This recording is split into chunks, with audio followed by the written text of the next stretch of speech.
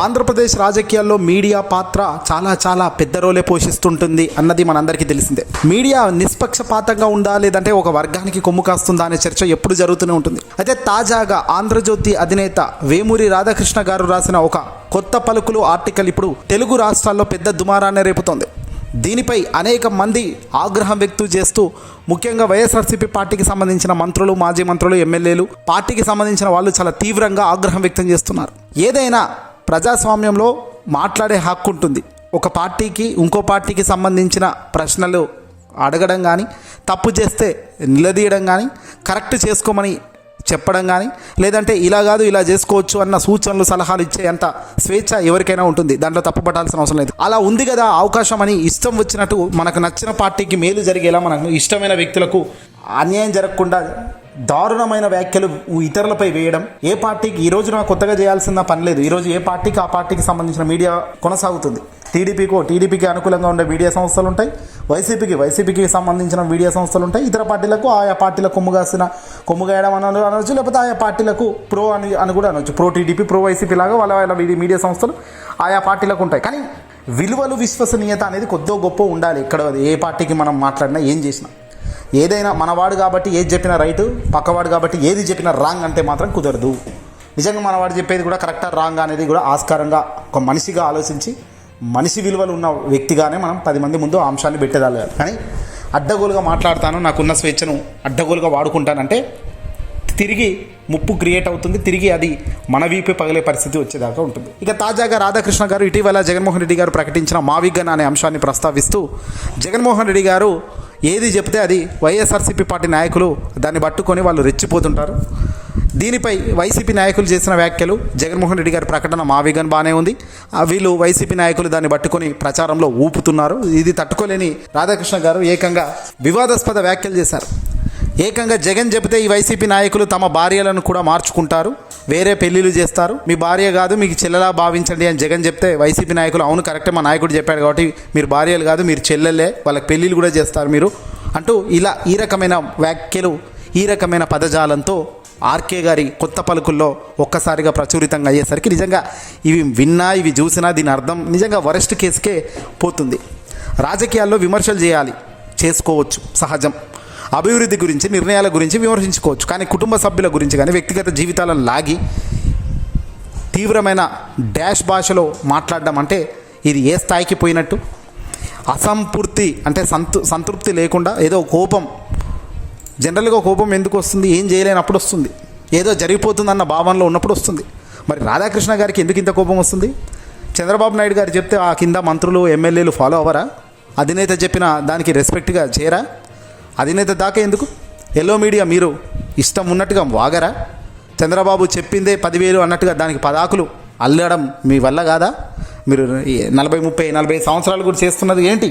ఇక ఇదంతా పక్కన పెడితే జగన్మోహన్ రెడ్డి గారు మావిగన్ అన్నారు. జగన్మోహన్ రెడ్డి గారు అనగానే చాలామంది వైసీపీ నాయకులు మావిగన్ అంటూ ప్రచారం చేస్తుండటంతో తట్టుకోలేని ఆర్కే జగన్ చెప్తే వాళ్ళ భార్యలను కూడా చెల్లెలుగా మీరు భావించండి అని జగన్ చెప్తే, అవునవును మా జగన్ చెప్పాడని, భార్యలు కాదు చెల్లెళ్ళు అని, మీకు పెళ్ళిళ్ళు కూడా మా అధినేత చెప్పాడని పెళ్ళిళ్ళు కూడా చేసి పక్కవాడి దగ్గర పంపుతారనే దారుణంగా వ్యాఖ్యలు మాట్లాడిన తీరు చూస్తుంటే నిజంగా తల దించుకోక తప్పని పరిస్థితి.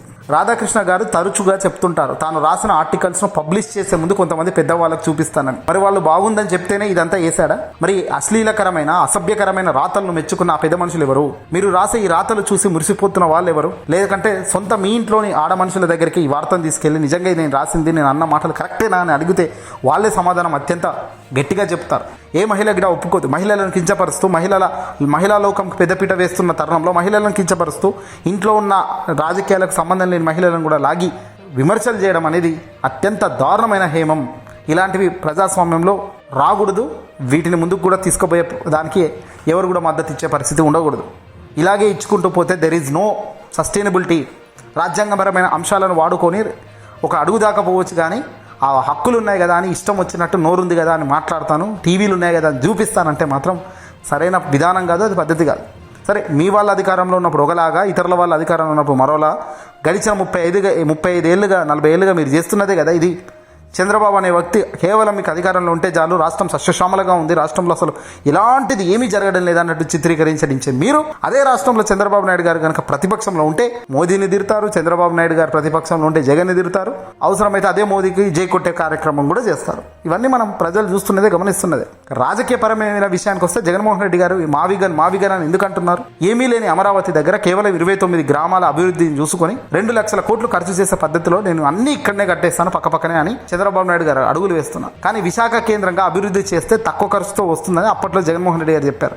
ప్లాన్ ఏలో విశాఖపట్నం, గుంటూరు, విజయవాడ అంటే అమరావతి, ఈ మూడు రాజధానులు తెచ్చింది. అందుకే ఆ తర్వాత గ్రోత్ కారిడార్లను ప్లాన్ బి ఇప్పుడు అమలు చేశారు జగన్మోహన్ రెడ్డి గారు. మావిగన్ ప్లాన్ బి అమలు. మావిగన్ అంటే మచిలీపట్నం, విజయవాడ, గుంటూరును అనుసంధానం చేస్తూ 120 కిలోమీటర్ల మేర అభివృద్ధి చేస్తే ఈ కారిడార్ గ్రోత్ చాలా ఈజీగా అవుతుంది అని ఆయన అన్నది. దాంట్లో తప్పేముంది?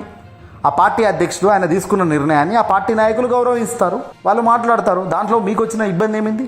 కానీ దీన్ని కట్టు బానిసత్వం అని రాధాకృష్ణ గారు అనడం చాలా విడ్డూరం. మరి ఇదే సూత్రం చంద్రబాబు నాయుడు గారికి వర్తించదా? ఆయన తీసుకున్న యూటర్న్ నిర్ణయాలన్నిటినీ తెలుగుదేశం పార్టీ నాయకులు గుడ్డిగా సమర్థించినప్పుడు అది కూడా బానిసత్వమే అవుతుంది కదా.